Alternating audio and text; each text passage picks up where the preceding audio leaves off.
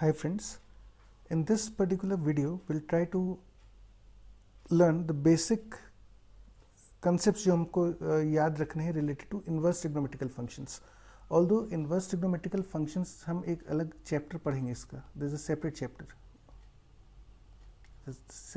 है ना, तो उसको उस समय हम बहुत डिटेल में देखेंगे. लेकिन टू स्टार्ट द फंक्शंस आपको इनका एक बेसिक आइडिया होना चाहिए, पर्टिकुलरली इनके ग्राफ्स. अभी at this stage you should be just learning the graphs, their domain and range. ये इंपॉर्टेंट है. You have to learn the graphs, domain and range of these inverse trigonometrical functions. ये initial stage है, ये एक बार आपको याद करना पड़ेगा. अब ऐसा ग्राफ क्यों बना और जितना भी किंतु परंतु है वो हम बाद में सीखेंगे इसमें, but at least you have to learn this part right now. ठीक है, तो let's start with the first one. This is the first graph and this graph is of the function y is equal to sin inverse x. ठीक है, तो just learn the shape. इस graph की shape कैसी बनेगी? This graph looks like this. ये कुछ इस तरह से यहाँ तक जाएगा, है ना. Domain of this function becomes x should belong to -1 to +1. और इसी तरह से यदि हम इसकी रेंज लिखें तो रेंज के लिए मुझे पता है कि हम y एक्सिस पे चलते हैं, तो रेंज मुझे यहाँ से मिलेगी. And the range of this function becomes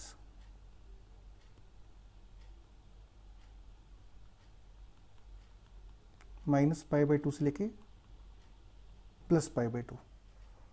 ठीक है, अब इसका मतलब this is very interesting because now what does it mean is कि अगर सपोज मैं आपसे पूछता हूँ कि what is the value of sine inverse, for example if I ask you the value of sine inverse 1/2, तो इसका मतलब हुआ कि विच मतलब let's say sine of which angle. इस लैंग्वेज का मतलब क्या, व्हाट डज दिस मीन? तो it means sine of which angle gives the value 1/2. ठीक है, साइन इनवर्स 1/2 मतलब sine of which angle gives you the value 1/2. तो नाउ प्रॉब्लम इज कि ये तो बहुत सारी वैल्यूज होती है. मुझे पता है भाई π/6 की वैल्यू भी, साइन π/6 की वैल्यू 1/2 आती है. इनफैक्ट साइन 5π/6 की वैल्यू भी 1/2 आती है, या फिर π/6 में 2π जोड़ दूँ तो भी वैल्यू 1/2 आएगी. तो ये तो गड़बड़ हो गई, क्योंकि फंक्शन के हिसाब से तो साइन इनवर्स हाफ की वैल्यू यूनिक होनी चाहिए. The value of sine inverse should be unique. लेकिन यहाँ तो मुझे बहुत सारी वैल्यूज मिलेंगी. In fact I will get infinitely many values. π/6 मिल जाएगा, 5π/6 भी मिल जाएगा, ये भी मिल जाएगा, और भी वैल्यूज मिल जाएंगी. तो ये तो यूनिकनेस खत्म हो गई फंक्शन की, और इसका मतलब फिर ये फंक्शन नहीं रहेगा. तो इसको यूनिक बनाने के लिए कि आउटपुट यूनिक हो, हमने फिक्स कर दिया कि भाई साइन इनवर्स की जो रेंज है, जो आउटपुट आएगा, that output should be from -π/2 to π/2 strictly. उसके अलावा नहीं ले सकते. और यदि मैं ये कंस्ट्रेंट लगा देता हूं तो उसकी वजह से, because of this particular constraint, I get only this value. These values become incorrect, और इसकी वजह से ये यूनिकनेस भी मेंटेन हो गई. ठीक है, तो ये जो हमने कंस्ट्रेंट डाला रेंज के ऊपर, ये कंस्ट्रेंट क्यों डाला? जिससे कि साइन इनवर्स फंक्शन की यूनिकनेस बनी रहे, हर प्री इमेज का यूनिक इमेज आए. To maintain this rule, to maintain this second rule, हमने ये रेंज का कंस्ट्रेंट डाल दिया. Domain is -1 to 1. इसका मतलब हुआ कि जैसे अगर कोई आपसे पूछता है फॉर एग्जाम्पल कि भाई what is the value of sin inverse 2? What is the value of sin inverse 2? So this question is incorrect, क्योंकि मुझे पता है sin inverse की डोमेन मतलब इनपुट जो है, input should belong to -1 to 1. आप sin inverse के इनपुट में 2 डाल ही नहीं सकते हो. The input should be from -1 to 1, strictly -1 to 1. ठीक है, अच्छा जैसे मान लेते हैं कोई हमसे पूछता है कि भाई what is the value of sin inverse 1, तो अब साइन इनवर्स 1 की वैल्यू क्या होगी? एक ऐसा angle, now you have to think of an angle, you have to think of an angle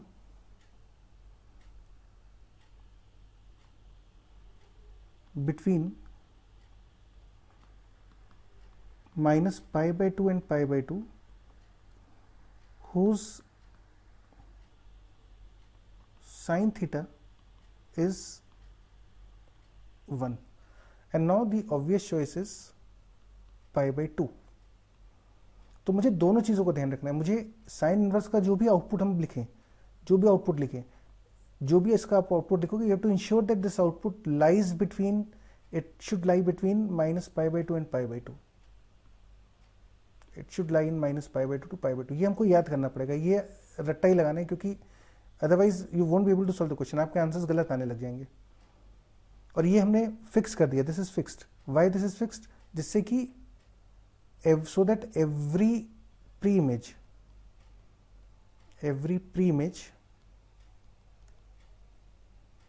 has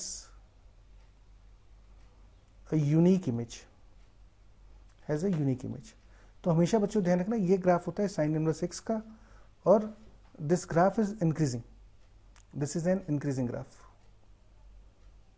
this is increasing graph. ठीक है। अच्छा, एक चीज आप और याद रख लो तो अच्छा है, कि क्योंकि हमें जनरली डिफरेंशिएशन तो याद होते हैं फंक्शंस के, लेकिन ये ध्यान रखना कि learn this formula that differentiation of, कुछ समय के लिए याद कर लो, that differentiation of sine inverse x with respect to x is 1/√1 - x²। Learn this is very important formula, इसकी आगे हमें जरूरत पड़ेगी। ठीक है। तो ये आपको ध्यान रखना है कि साइन इनवर्स के इनपुट में -1 से 1 तक की वैल्यूज आएंगी, और जो भी हम आउटपुट लिखेंगे, you have to ensure that this output should lie in the interval -π/2 to π/2। Now we move to the next one, which is the graph of y = cos x, sorry, y = cos inverse x। This is the second graph, which is y = cos inverse x। ठीक है। तो सबसे पहली चीज जो इसमें आप ध्यान रखो कि एक तो ये याद रखना कि cos इनवर्स x का dy/dx जो होगा, the differentiation of cos inverse x is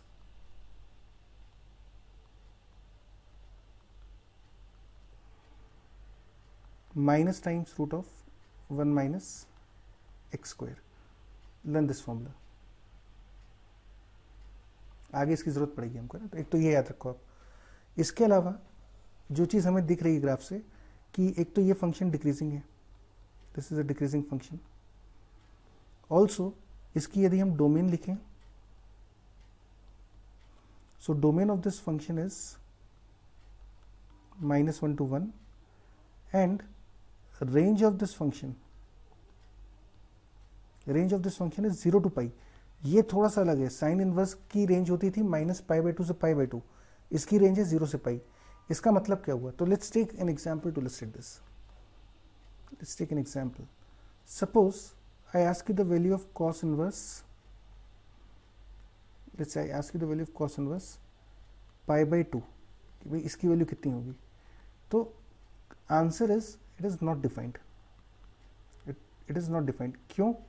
क्योंकि मुझे पता है कि इनपुट जो भी होगा, domain is -1 to 1, so input of cos inverse should be from -1 to 1, और π/2 की जो वैल्यू होती है, π/2, this is approximately 1.57 which is greater than 1। तो इसका हम cos इनवर्स पे आउटपुट ले ही नहीं सकते। The machine will not operate for this value, this machine of cos inverse x will operate only when the input is from -1 to 1। तो इसी तरह से जैसे मान लीजिए अगर हम आपसे पूछते हैं कि भाई what is the value of, for example, cos inverse 3, तो again it is not defined, इसका कोई आउटपुट नहीं आएगा, this machine will not operate on this value. इसी तरह से यदि आपसे पूछा जाता है कि भाई what is the value of, for example, let's say cos inverse √3/2, तो अब √3/2 तो -1 से 1 है, तो डेफिनेटली ये डिफाइंड होगा।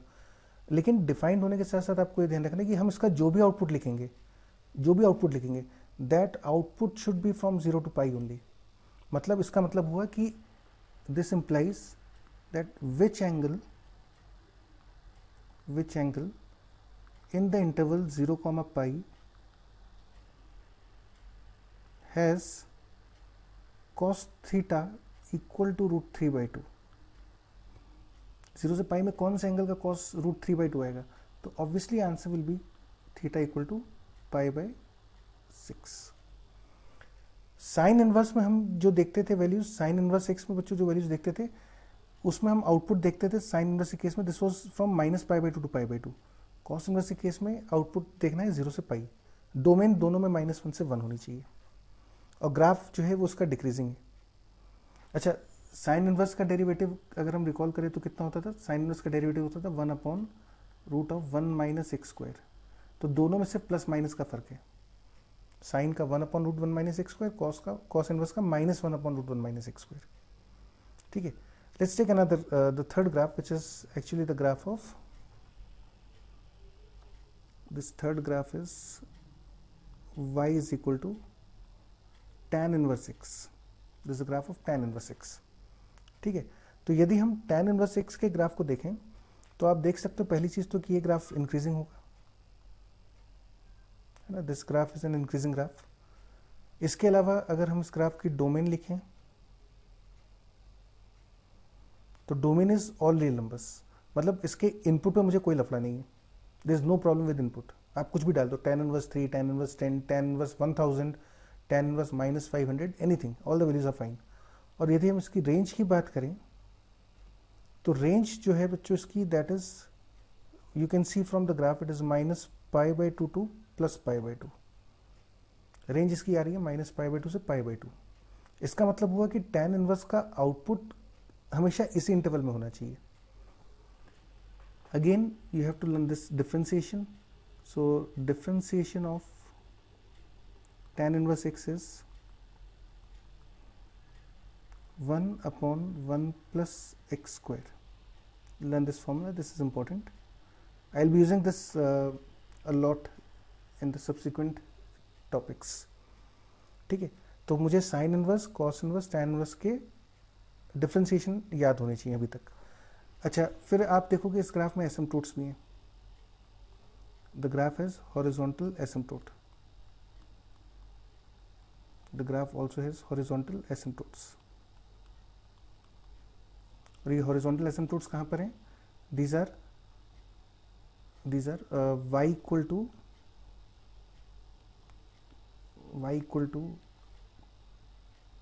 -π/2 and y is equal to +π/2, है ना। ये जो डॉटेड लाइन दिख रही है आपको, दिस इज द एसिम्पटोट। ऐसे यहाँ पे भी एसिम्पटोट है। ठीक है, तो ये दो इसमें एसिम्पटोट्स भी हैं। एसिम्पटोट्स साइन इनवर्स और कॉस इनवर्स में नहीं थे, टैन इनवर्स में यू हैव द एसिम्पटोट्स। ठीक है, तो जैसे अब फॉर एग्जाम्पल सपोज आपसे पूछा जाता है कि भाई what is the value of tan inverse 1, तो इसका मतलब हुआ tangent of, this question implies tangent of which angle in -π/2 to π/2 gives 1। मतलब -π/2 से π/2 में कौन से एंगल का tan लेने पे मुझे 1 मिलेगा? तो obviously the answer is π/4, right. For example यदि कोई मुझे ये लिख के देता है कि tan inverse √3 is equal to 4π/3, tan inverse √3 is equal to 4π/3। देखो उसने क्या सोच के लिखा, उसने ये सोचा कि भाई tan 4π/3 की वैल्यू जो होती है, tan 4π/3 की वैल्यू होती है √3। तो क्या यहाँ से मैं ये रिजल्ट क्लेम कर सकता हूँ कि tan इनवर्स √3 इज 4π/3? नहीं कर सकते। क्यों नहीं कर सकते? क्योंकि ये जो वैल्यू है, ये वैल्यू हमेशा -π/2 से π/2 में ही आनी चाहिए, नहीं तो फिर फंक्शन में प्री इमेज की यूनिक इमेज वाला कंसेप्ट खत्म हो जाएगा। That particular condition will fail.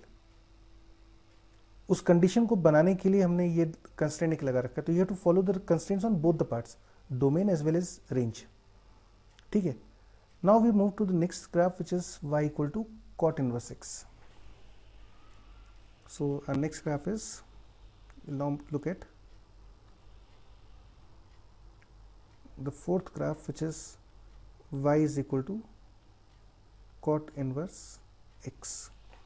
So again the few things are simple. The graph is decreasing. The graph again has horizontal asymptotes. Graph has horizontal asymptotes, और ये asymptotes कौन कौन से हमारे पास, these asymptotes are sorry again y equal to 0 and y is equal to pi, है ना। मतलब पर्टिकुलरली एक तो आपका ये x एक्सिस एसिम्पटोट है और एक ये वाली लाइन भी एसिम्पटोट है, तो these are two asymptotes of the graph. And what is the domain of this graph, तो domain of this graph is all real numbers, which means cot inverse हम किसी भी वैल्यू का देख सकते हैं। आप मुझसे कॉट इनवर्स 2 पूछोगे तो डिफाइंड है, sine inverse 2 is not defined, cot inverse 2 is defined. अगर आप मुझसे बोलते हो भाई कॉस इनवर्स 3 क्या है, not defined, cot inverse 3 defined, कोई ना कोई वैल्यू होगी। इसी तरह से range of this function is open intervals 0 to pi, है ना। हम देख सकते हैं कि 0 से पाई के बीच में ही आउटपुट आ सकता है। सो ये इसकी बेसिक चीज़ें हो गई। अपार्ट फ्रॉम दिस एक इसका डिफ्रेंसिएशन ऑब्वियसली जो हमको ध्यान रखना है, and the differentiation of cot inverse x is -1/1 plus x square. Learn this formula. In fact ये भी tan इनवर्स से मिलता जुलता है। अगर आपको ध्यान हो तो अभी थोड़ी देर पहले हमने देखा था कि tan इनवर्स का डिफ्रेंसिएशन होता है 1/1 plus x square. cot inverse का differentiation is -1/1 plus x square। ठीक है, तो जैसे फॉर एग्जाम्पल अगर आपसे पूछा जाता है कि भाई what is the value of cot inverse √3, for example what is the value of cot inverse √3, तो इसका मतलब हुआ कि आपसे पूछा जा रहा है कि cot of which angle in 0 to पाई। अच्छा, ये 0 से पाई वाला लॉजिक कहाँ से है, 0 से पाई मतलब हुआ ये वाली चीज़, which angle in 0 to pi has the value √3. So obviously the answer is pi/6. So the value of cot inverse √3 is pi/6. Let's take one more case.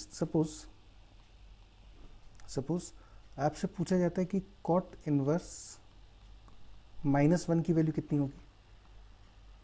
तो इसका मतलब हुआ मुझे देखना है कि यार ये 0 से पाई के बीच में कौन सा एंगल है थीटा,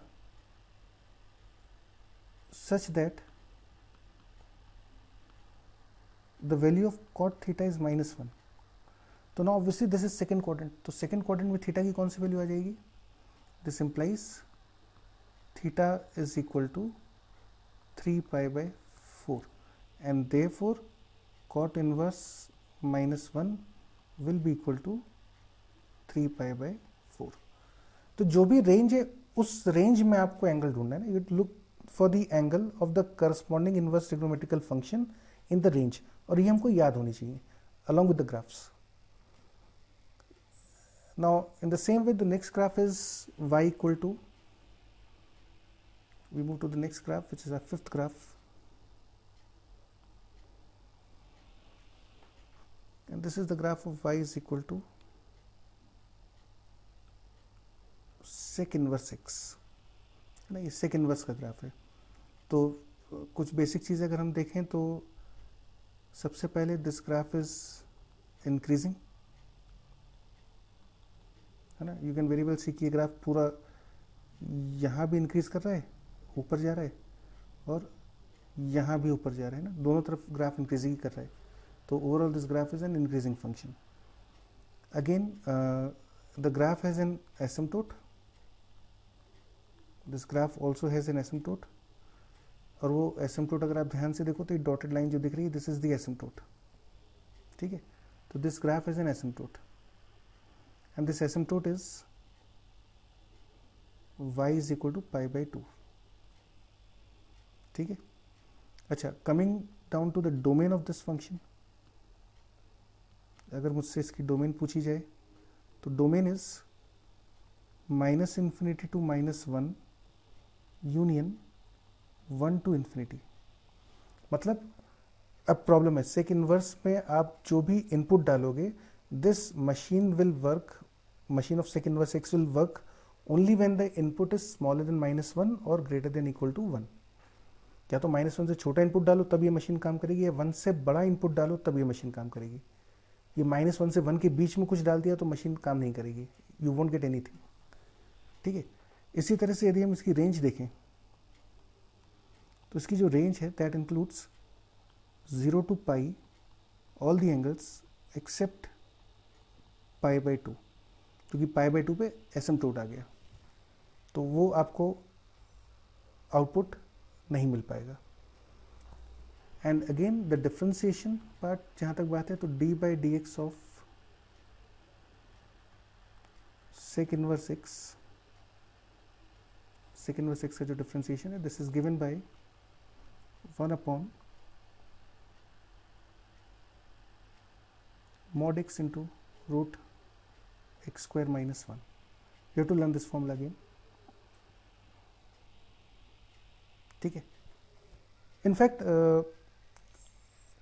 सेक इनवर्स में भी जैसे अगर आपसे क्वेश्चन पूछा जाता है कि for example what is the value of sec inverse 1/2, तो ये गलत है, दिस इज नॉट पॉसिबल, क्योंकि सेक इनवर्स का जो इनपुट है it has to be from this condition, है ना, ये कंडीशन सेटिस्फाई होनी चाहिए आपकी। तो 1/2 जो है ये ना तो 1 से बड़ा है ना -1 से छोटा है, तो इस पे मशीन काम ही नहीं करेगी, यू वोंट गेट एनीथिंग। जैसे मान लीजिए अगर आपसे पूछा जाता है फॉर एग्जांपल कि what is the value of sec inverse let's say √2, तो इसका मतलब हुआ कि sec of, this condition implies that sec of which angle in 0 to pi except π/2, sec of which angle in this interval। now ये कहाँ से आया मेरे पास, ये आया मेरे पास इसकी रेंज से जो मुझे याद रखनी है। तो इस इंटरवल में से कौन से एंगल का सेक लेने पे मुझे वैल्यू देगा √2, so obviously my answer will be π/4। ठीक है, so that's how we think about the problems. जैसे मान लीजिए अगर कोई हमसे बोलता है कि भाई for example what is the value that let's say that the value of sec inverse let's say the value of sec inverse -1 is 3 pi, तो ये स्टेटमेंट ही गलत है, मुझे दिमाग ही नहीं लगाना। क्यों? क्योंकि आउटपुट में पाई से बड़ा वैल्यू आ ही नहीं सकता, sec inverse can not give you the value greater than pi, you have to follow this range, है ना, रेंज फॉलो होनी जरूरी है, ये कंडीशन सेटिस्फाई होनी चाहिए, I can not have this particular condition. तो अब ये किस लॉजिक से किसी ने मुझे सोच के बोला है, उसने तो भाई ये लॉजिक लगाया कि सेक 3 पाई की वैल्यू -1 होती है और इसीलिए 3 पाई की वैल्यू सेक इनवर्स -1 होगी, क्योंकि उसके हिसाब से ऑर्डर्ड पेयर था 3 पाई, 1, तो जब मैंने 3 पाई, -1, तो जब मैंने इसका इन्वर्स निकाला तो ये ऑर्डर्ड पेयर फ्लिप हो गया -1, 3 पाई, तो he actually applied this logic to get the answer. लेकिन ये लॉजिक गलत है, क्योंकि अगर आपने ये लॉजिक लगा दिया तो फिर ये फंक्शन में pre image will not have a unique image, will not have unique image, और इसकी वजह से फिर this will fail to be a function in sine inverse, फिर फंक्शन ही नहीं रहेगा, जबकि sine inverse x is a function, हमें फंक्शन रखना है उसको। ठीक है, तो since the pre image will not have a unique image, this will not be a function anymore. We now move to the last inverse trigonometrical function, which is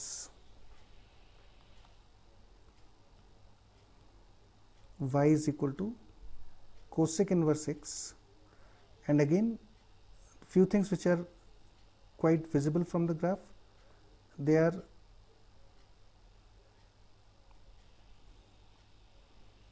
the graph is a decreasing function,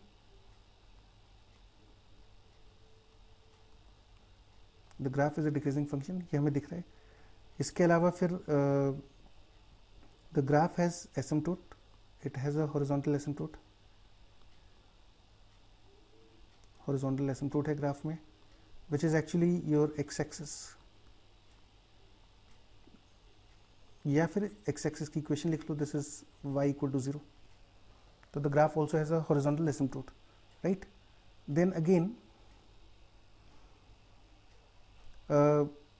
अगर हम domain की बात करें तो domain of this graph is -∞ से -1 union 1 से infinity, यानी कि ये कोसेक इनवर्स वाली, कोसेक इनवर्स की जो डोमेन है और सेक इनवर्स की डोमेन सेम है, दोनों की डोमेन सेम है, और रेंज ऑफ दिस इज -π/2 से π/2 एक्सेप्ट 0, -π/2 से π/2 एक्सेप्ट 0 है ना. यू कैन अब हम ग्राफ से रेंज निकालना, हमको you should be comfortable with that part. तो range will be -π/2 to π/2 except 0. ठीक है. और फिर एक इसका हमको डिफ्रेंसिएशन याद रखना है. So differentiation of cosec inverse x, differentiation of cosec inverse x will be equal to -1 upon under root of 1 minus x square. This is the differentiation of cosec inverse x. ठीक है. So now let's summarize the things जो अभी तक हमने यहाँ पे पढ़ लिया. तो let's make a summary of this. कि आपको देखो बहुत सारी चीज़ें इसमें याद रखनी है ना, तो मैं आपको तरीका बताता हूँ कि कैसे इनको याद रखो. सबसे पहले यह ध्यान रखना है कि डोमेन जो है वो साइन इनवर्स और कॉस इनवर्स की सेम है, टैन इनवर्स कॉट इनवर्स की सेम है, और सेक इनवर्स कोसेक इनवर्स की डोमेन सेम है. इनकी डोमेन सेम होती है. ठीक है. साइन इनवर्स और कॉस इनवर्स की डोमेन सेम होगी, दोनों की -1 से 1 close interval. Tan inverse cot inverse की डोमेन सेम है, दोनों की डोमेन इन्फिनिटी से plus infinity. Sec inverse cosec inverse की डोमेन भी सेम है. इसके अलावा all functions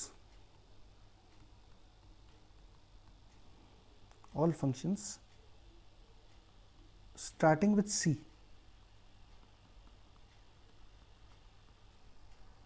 have negative differentiation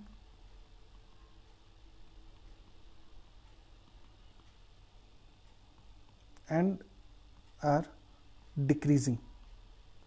ये बच्चों ध्यान रखना है ना, इससे याद रखने में आसानी रहेगी. जो भी फंक्शन c से शुरू होते हैं, जैसे पर्टिकुलरली आपका for example cos inverse, cot inverse और कोसेक इनवर्स, अगर आप देखोगे तो ये तीनों फंक्शन डिक्रीजिंग है. This is a decreasing function.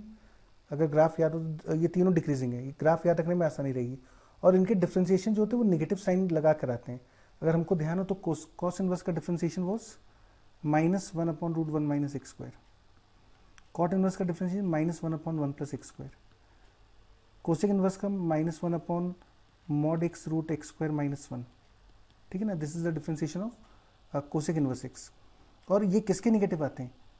ये इनके नेगेटिव है. मतलब कॉस इनवर्स एक्स का डिफ्रेंसिएशन साइन इनवर्स एक्स का नेगेटिव होगा. इसका होता है +1 upon root 1 minus x square. इसका होता है -1 upon root 1 minus x square. Cot inverse का डिफ्रेंसिएशन टैन इनवर्स के डिफ्रेंसिएशन का नेगेटिव होगा. कोसेक इनवर्स का सेक इनवर्स का नेगेटिव होगा. तो एक ये डिफ्रेंसिएशन का हमको ध्यान रखना है इसके अंदर. और तीसरी चीज़ आपको इनकी रेंज याद होनी चाहिए. Range of these functions is very important. तो रेंज, ग्राफ्स, डिफ्रेंसिएशन,